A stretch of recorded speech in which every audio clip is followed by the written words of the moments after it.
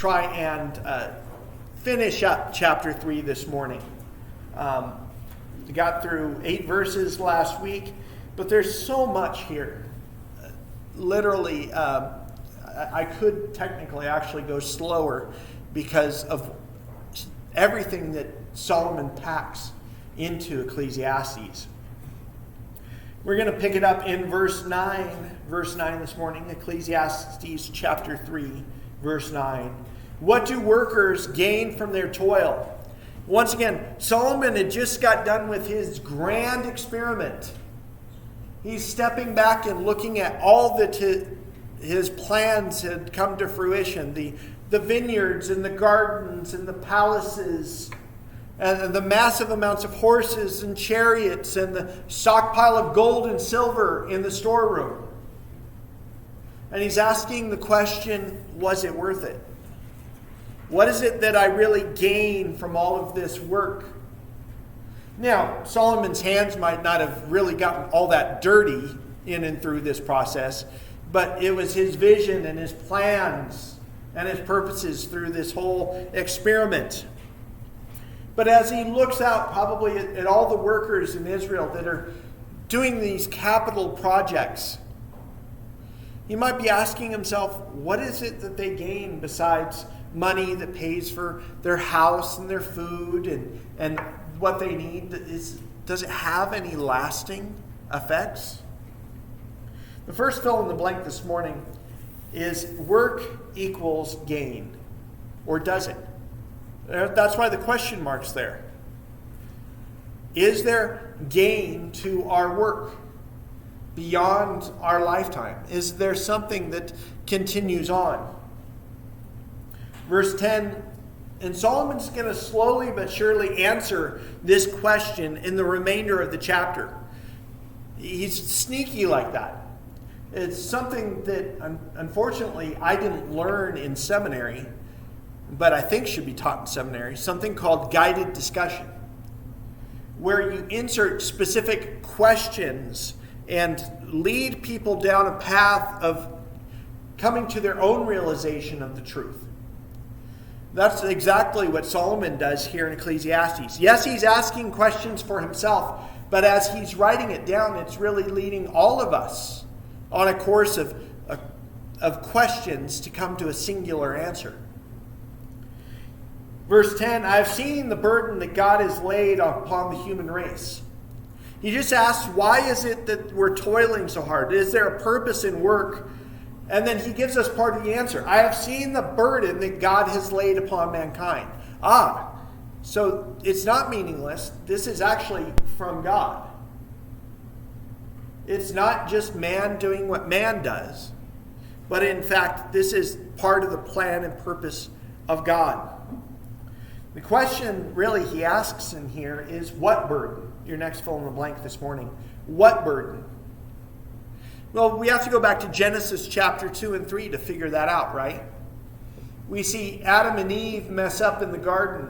But what is the first thing that's told to them about their punishment? No longer will everything just be provided for you. Now you have to work the ground, and by the sweat of your brow, you will provide for yourselves. There's a purpose in the work. Not only is it given to God by God as a punishment, but also, as we're going to see, that God gives us work to enjoy. Wait a second, Chris.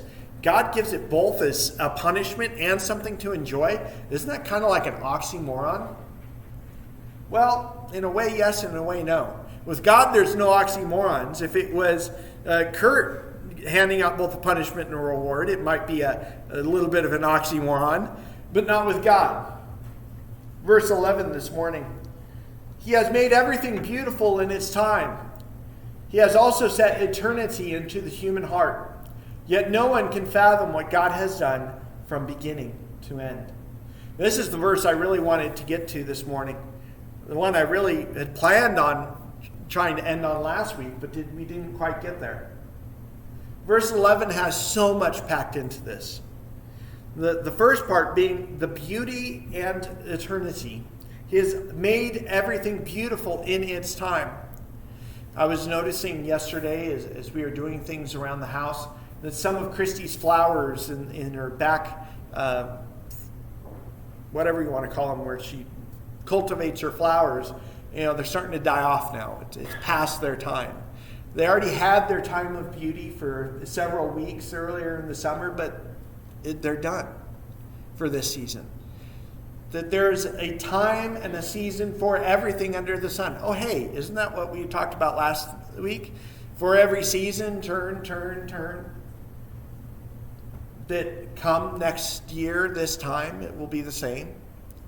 That there's nothing new under the sun. He has made everything beautiful in its time, and yet the garden was perfect for a time until sin came and mankind was blocked from the garden.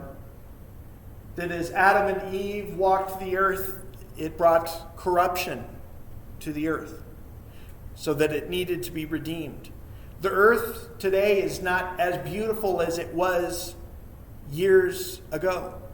We can go back millennia and see how the earth is continually changing and being changed by the effect of sin, just as humanity continues to be affected by the power of sin. This is a Chrisism. This is a Chris thing. But I think the reason that we're seeing more and more cancer amongst our people is because sin has had its degrading effects on the human body for now thousands of years.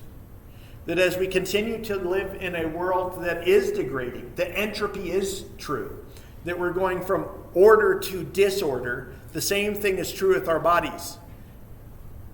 The best that we're ever going to be is at the moment of conception, and then from there on out, it's a downward slope until we are facing the end of our days, as Kenneth is right now. He has also set eternity into the human heart. This truth, as presented by Solomon, he's one of the first authors in the Bible to really understand how when God created Adam and Eve and he breathed into them life, that they became a living soul or a living being that put inside them what we understand as eternity. That when we leave these suitcases, as a friend of mine puts it, that it's just the shell. What's inside lasts for the remainder of eternity. The big question is where are we going to spend that eternity?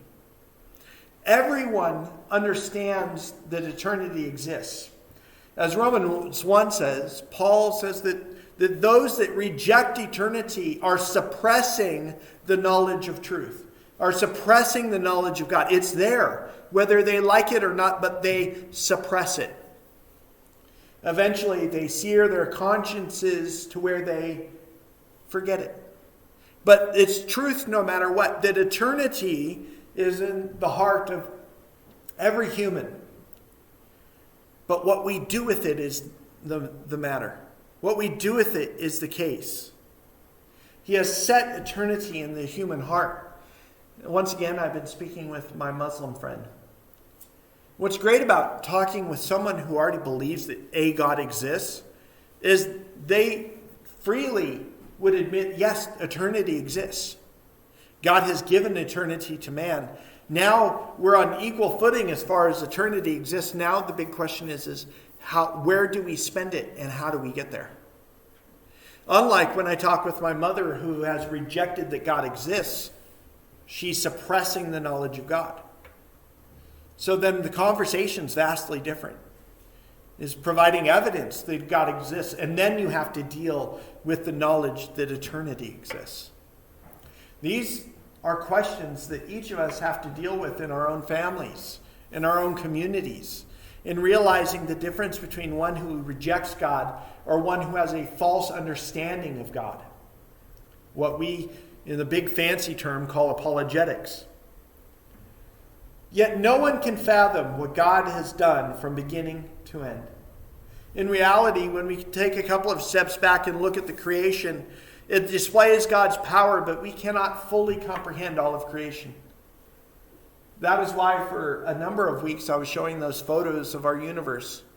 And the more and more we get to see of it, the more and more I have to step back and go, my little mind cannot comprehend the vastness of the universe. And there's still a lot of the universe that we flat out cannot see. There is a great black box out beyond the scope of our view that we don't know how far it goes. Even with the vast technology that we've acquired in the last several hundred years, we still cannot see the quote-unquote end of the universe. We're always pushing what we can see farther and farther. To be honest, I don't think until Jesus comes back, I don't think we're going to be able to see the end of the universe. I think we've been limited in that capacity. And I think this wasn't planned on talking about this, but this is kind of the reason why Babel was destroyed. When we read about the Tower of Babel, it says that they could accomplish anything that they put their minds to. That's part of the reason why they were judged. Maybe they went too far. Some of the things that we're doing currently, we have to ask ourselves, are we going too far? The human cloning project being one of them. That's a realm in which God exists, not man. God has authority over creation and procreation, not man. I think we're nudging the line between offending the God of creation in doing these cloning projects and other things, and stepping into an area like Babel where they shouldn't have gone, and they were judged for it. Yet no one can fathom what God has done from beginning to end. My little mind cannot wrap it around just the universe. Much less, I can't count the number of hairs on my head. We have an estimate of how many cells are in our bodies, but that's variable. I can't see a cell with my naked eye, yet I know it exists. These things in a created world are beyond our little minds. Even as technologically advanced as we have gotten, as educated as we have gotten, yet no one can fathom, as Solomon puts it, no one can really put their mind around all of creation. That's outside of what we can attain. We can strive towards it, but it's still inobtainable. Just like when we think about what God has done. In going through my books as I was putting them in boxes, so many books have been written about, for instance, the creation, or the atonement, Jesus' death, burial, and resurrection, or the eschatos, the end times. And we're continuing to write because we're still trying to wrap our minds around these giant subjects. There's never going to be an exhaustive study of creation. There's never going to be an exhaustive study of all of the aspects in which salvation brings to mankind. There's never going to be an exhaustive study of the end times. Why? Because God hasn't revealed to us all that there is. We can continue to study and to strive and to write, but there's a limit. And the sooner we realize that there's this limit, maybe we won't go as far as Babel. Verse 12 this morning. I know that there is nothing better for people than to be happy and to do good while they live. Kurt and I have had this discussion a number of times before and after church about the fact that we need to enjoy our work, to live life, and not only for the glory of God, but to choose things that bring us joy. For our work to bring us joy, to be satisfied in our work. Not to be as my dad is right now, hating his work. He was fine as a wrench turner or a screwdriver turner, putting bulbs in. But the second he went into management, it sucked all of his joy out of work. As he said when we were in California, in his estimate, the value of the human soul is about $5 an hour. That's the difference between what he made as a light bulb turner to now a general foreman. And it's sucking the life out of him for $5 extra an hour. That's his assessment of what the human soul is worth. He hates it because he has to give guys pink slips constantly and then hire people back as the work goes back and forth, and he absolutely hates it. He hates not being able to just be on the ground and putting in light bulbs with his employees, and that's sucking the life out of him. He no longer finds joy in his work. There's a truth here that goes beyond just my dad's situation. That we need to be able to find joy in what we do. That we need to be able to step back and we look at the toil. What is the gain in our work? Finding and gathering satisfaction from it. In fact, Solomon says that each of them may eat and drink and find satisfaction in their toil. Find joy in their work. This is the gift from God. So once again, there was punishment in the garden for sin, that we needed to work in order to survive. And yet on the other hand, God gives us work and the ability to find satisfaction in it. As I talked about this morning, I used to work with my uncle and my dad a lot from the time I was 9 until the time I was 18, building fences. And we would do 300 to 500 feet of fence a week. And afterwards, when it was done and maybe it was stained and it looks all nice and pretty, or we painted it, we were able to step back and look at how clean everything was. This brand new fence that took a week of our work. And to be able, you know what? We're pretty proud of our work. We're pretty happy to see the customer is happy, we're happy. There's satisfaction in that. Hopefully, prayerfully, all of us with our work, whether it's the kids and going to school, the satisfaction of knowing that you got the best grade you could get, and seeing, you get that grade report every quarter, or you get those papers back from your weekly work and you see that giant A that just plastered on the paper and go, yep, it was a reward for work well done. In many of your work, maybe you're looking down the fence around your property and you just got done repairing a bunch of it. Maybe you put some new posts in, or maybe you had to put up new wire, and you step back and you go, that looks pretty good. It was hard. I was sweating. It took time and effort. And now there's satisfaction in a job well done. This is a gift from God. In Colossians chapter 3, Paul says, whatever you do, work heartily as for the Lord and not for men.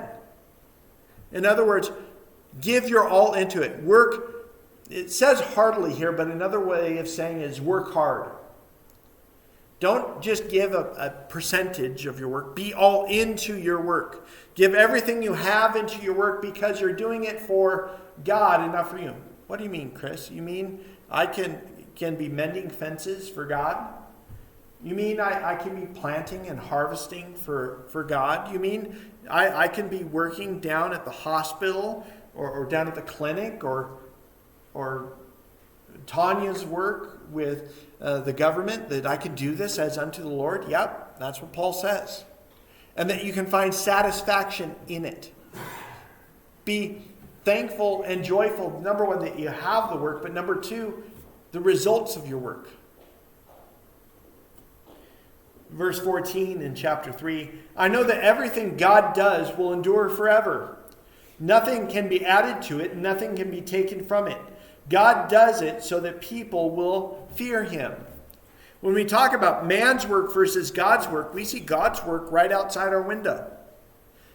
Even though it's been marred by sin, we still see the greatness of creation. We see the trees that grow in the hills, and the last time we were going through the hills, it rained a little bit, and you could smell the trees, and it just was actually a great drive. You see the wonder of creation when you look out of the stars and realize that there's no end to it. When you see a new baby come into the world and the joy that is there, you see everything good that God has done. And that it will endure forever. That this hunk of rock that we're spinning around the universe on will endure. Yes, it's going to get recreated later to take care of sin. but the very fact that it's going to endure forever. It's not going away because of anything we did. It's not going away just because of anything but God. God does this creation and all of his work so that people will fear him. And no, I'm not talking about the kids hiding underneath the bench because mom and dad is mad. Speaking of which, this morning on the ride out to Milesville, there was rather a conundrum. The girls wanted to hide because this morning Christy was looking for a container of cookie dough that she had put in the fridge for today. Well, she looks in the fridge and the container is gone. Children, where is the cookie dough? And so Hannah coughs up the fact, I thought I saw Abby take something out of the fridge a couple of days ago. And you didn't tell us this? So we search around the house and the container of cookie dough, or at least the container it was in, was behind the couch, empty, with a spoon in it. Oh, children, cough it up, which one of you did it? And so the whole car ride out was trying to get out of the kids which one of them had eaten all the cookie dough. Now, it would have been easy to tell if one of them had come up and said, oh, my stomach hurts. Oh, I don't feel good. Be easy to tell, but neither of them have done that in the last couple of days. So it's a process of elimination. We really weren't home yesterday, so it wasn't yesterday, so it had to have been Friday. Nobody was complaining, and so I don't eat raw cookie dough. I just don't like it. Christy will do it when she's making it, but she won't go in there after she's made it and partake of the cookie dough. So it had to be one of the two girls. So their punishment, their fear was came to realization when they weren't allowed to have cookies at Milesville this morning, and they can't have dessert during carry-in dinner as their punishment. In the same way, there are consequences for our actions. That God has created the world to understand that he is God, and that as a just God, there's punishment for our actions. But God also gives us good gifts, such as satisfaction in our work. God's gifts is the last fill in the blank on the first page. God's gifts. One of his gifts is that he doesn't change. In talking with my Muslim friend this week, the biggest contrast between the God in whom he worships and the God of the universe is that the God in whom he worships changes. One moment you can be saved, and the next moment God can just say, nope, you're not. One moment God can give you grace and make sure that you're going to be saved and go on into eternity, and then the next moment you're going to get the hottest place in hell. That is the God in who he worships, and it's hard to believe that is the true God. Because as Malachi chapter 3 says, for I, the Lord, do not change. He's consistent. He is the same yesterday, today, and forever. That's one of the great trials. Isaiah chapter 40 to 50, that God says, test me against these so-called gods. I don't change. I don't morph from generation to generation. I'm not an idol that you craft out of gold or silver or wood. I don't change. That is how I can compare and contrast this religion my friend follows versus what I believe. God has told us that he doesn't change, so that I can say to my friend, well, that's not the God that created the universe. That's something else. The God in whom we worship does not change, is consistent. The great promise in Malachi is the fact that this is what Israel stood on, is what the nation stood upon, the fact that their God is the same yesterday and today and forever. That he was not going to go back on his promises to Abraham, Isaac, and Jacob. Just as we today can stand on the fact that God has sent his Son to save the world. That he's not going to go back and say, oh, well, that wasn't enough. That wasn't good enough. You're not going to make it now. No. It was his plan, it was his purpose, and he says he doesn't change. That's something that we can stand on. That's a bedrock in which makes Christianity different than every other faith or religion in the world. In James chapter 1, every good gift and every perfect gift is from above, coming down from the Father of lights, in whom there is no variation or shadow due to change. Now, the King James puts variableness or turning of shadow. That idea is that God doesn't change. He doesn't morph in that when you see his shadow that it's different. Unlike the gods of the world seem to change every 5 seconds. It's got a different shape, a different size, a different attraction. But these good gifts, the satisfaction in our work, the fact that God has revealed himself to us in 66 books by 40 authors over thousands of years, is a good gift from God. Verse 15. Whatever it has already been, and what will be has been before, and God will call the past into account. Wait, haven't we kind of heard this before? Yeah, Ecclesiastes chapter 1 verse 9. That there is nothing new under the sun. Solomon will continue to repeat this all throughout the book of Ecclesiastes. There is nothing new. Just as when we look at Satan and his temptation of Eve in the garden and Jesus in the desert. Same tactics, different wrapping paper. Just as Satan today has the same tests and trials for all of humanity, the same temptations, it's just new wrapping paper. You know, you get new packaging, new fancy TV ads and internet ads and mailings. And, well, they didn't have those a couple hundred years ago. But it's just a new wrapping paper. It's the same, well, you too can become like God. Oh, no. Don't worry. God will take care of you. The fact that Solomon adds and God will call the past into account is going to tie in with what he's going to talk about in a couple of moments about the judgment that's coming for all of humanity. The very fact that God doesn't forget the past. The fact it's written down in books. And he will call those to account. In other words, to speak for what they have done. And the last fill in the blank this morning is nothing new. That there's nothing new under the sun. And the more and more we realize this, the more and more the world starts to kind of make sense. Just like when we look at history and when we don't learn the errors of the past. I'm always reminded of mankind and their propensity to try and say, well, if somebody else wasn't successful in it, I can do it. Well, let's take Russia, for instance. Mankind still hasn't gotten it through their head that you don't attack Russia in winter. Tried it twice.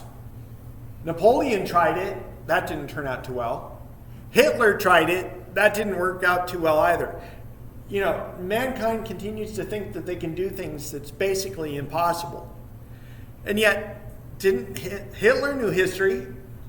He knew Napoleon and his great defeats that would be his Eastern Front. What did Hitler think was going to be different about him attacking Russia in winter?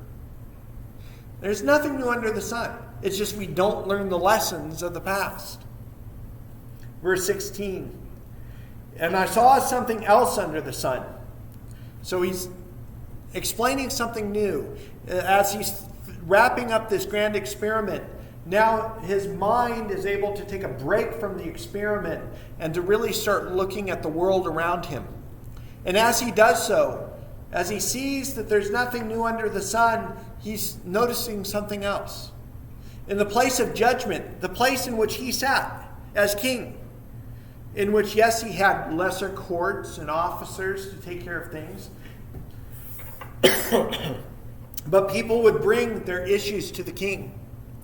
And he saw this as king, that wickedness was in the place of judgment, and also in the place of justice.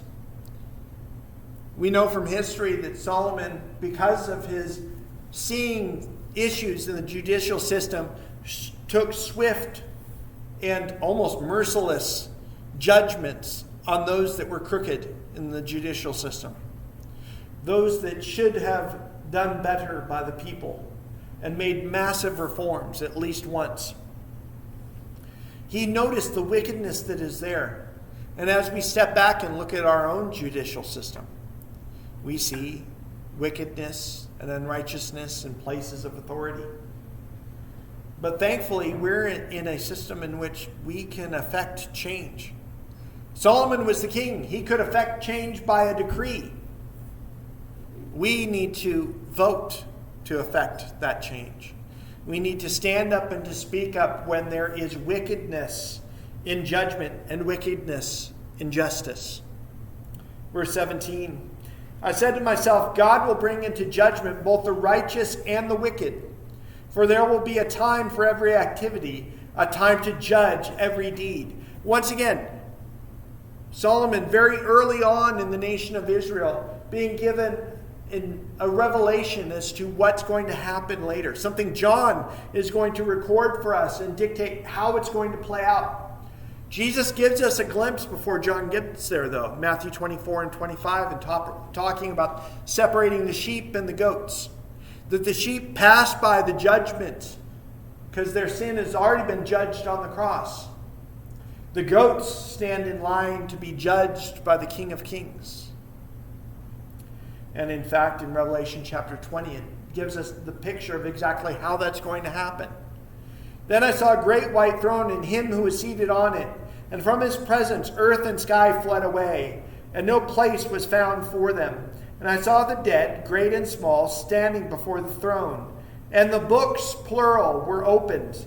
And another book was opened, which is the book of life. Notice that only one of them has a name. One of them is special. One of them is different. And the dead were judged by what was written in the books, plural, according to what they had done. And the sea gave up the dead that were in it, and death and Hades gave up the dead that were in them. And they were judged, each one of them according to what they had done. And then death and Hades were thrown into the lake of fire. This is the second death, the lake of fire. And if anyone's name was not found written in the book of life, he was thrown into the lake of fire. Notice, yes, the discussion about what you did with your life is part of the judgment, but that's not the deciding factor. The biggest question at the great white throne judgment is your name written in the book of life. The biggest question. From there, you pass judgment. If your name's not written in the book of life, well, you go to this place called the lake of fire. In the Hebrew, Gehenna. The place of everlasting burning. Where Jesus talks about where there's weeping and gnashing of teeth. I don't know about you, but the sound of gnashing of teeth is rather jarring. I've been wearing a CPAP mask basically now for the most of this year. And I noticed one night I was, for some reason, grinding my teeth. And the sound woke me up. That is not a pretty sound. I would not... The sound of teeth grinding against each other is almost like, for me, nails on a chalkboard. Imagine hearing that for the remainder of eternity. And all of the other descriptions about what the lake of fire is going to be. My biggest hope for all of us is that, like Kenneth, that we know that our name is written in the book of life. That we go past with the sheep, past judgment. And that we're worried about our friends that might be in the line of goats coming up to the King of Kings, and that the books are opened and they're ashamed of what they have done in their life. And that the fact that their name's not written in the book of life. Verse 18, I also said to myself, as for human, God tests them so that they may see that they are just like the animals. Huh? How are we like animals? He answers his own question. Surely the fate of human beings is like that of animals. Oh, we're like animals in that we die. 1 out of every 1 person is going to die. Now, there are a few exceptions. Jesus, Enoch, and Elisha. There's a couple exceptions, but as a general rule, 1 out of every 1 person is going to die. As one dies, so does the other. All have the same breath. Humans have no advantage over animals. Everything is meaningless. This is where I think Solomon needed to go back to the scriptures, go back to Genesis. In fact, in a moment, he's going to quote Genesis and realize that the difference between humans and animals in creation is that mankind was the only one in whom he gave the breath of life, in which he breathed into Adam, and Adam became a living soul or a living being. That the animals didn't get that breath, that they were just created. And so this is where Solomon needs to go back and study his Torah a little bit better, in which he probably did. In fact, he quotes, not verbatim, but quotes Genesis as he says, all go to the same place. All come from the dust, and dust all return. It's almost verbatim from Genesis chapter 3, verse 19, where God is giving the judgment to Adam and Eve because of their sin. By the sweat of your face you shall eat bread till you return to the ground. For out of it you were taken, for you are dust, and to dust you shall return. Well, Solomon's been reading his Torah. He's been understanding God's plans and purposes. He's seeing death around him and realizing that they're returning to the ground. And he's asking the question, what is it that we've done during that time that we're alive? What happened? What have we done before we go back to the dust? Who knows if the human spirit rises upward and if the spirit of the animal goes down into the earth? He's asking a question I think he would answer himself if he went back to Genesis. And the difference between the breath of life in man and the creation of animals.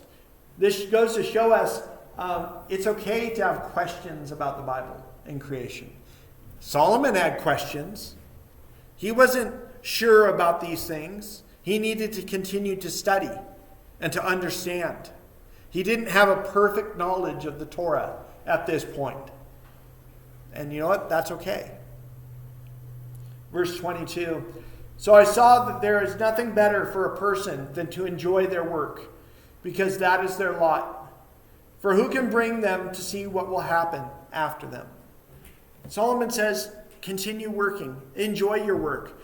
Do your work and find enjoyment in it, because one day we're going to not be able to see what our lives bring. That is why we teach our kids lessons. Give them examples in our lives so that they can continue on the best way we know how. That is why we bring them to church, so that they can learn about God and learn these lessons and have wise counsel for the remainder of their lives. Unfortunately, I think Solomon knew a bit about what was going to happen after him. He was trying to train up his boys in the way that they should go, as going to be the kings and the princes of the land. But as we know, Absalom didn't turn out too great. Neither did 2 of his other boys that ended up splitting up the kingdom. Either the boys didn't get the lessons, or maybe Solomon didn't transfer the lessons as well as he would like to.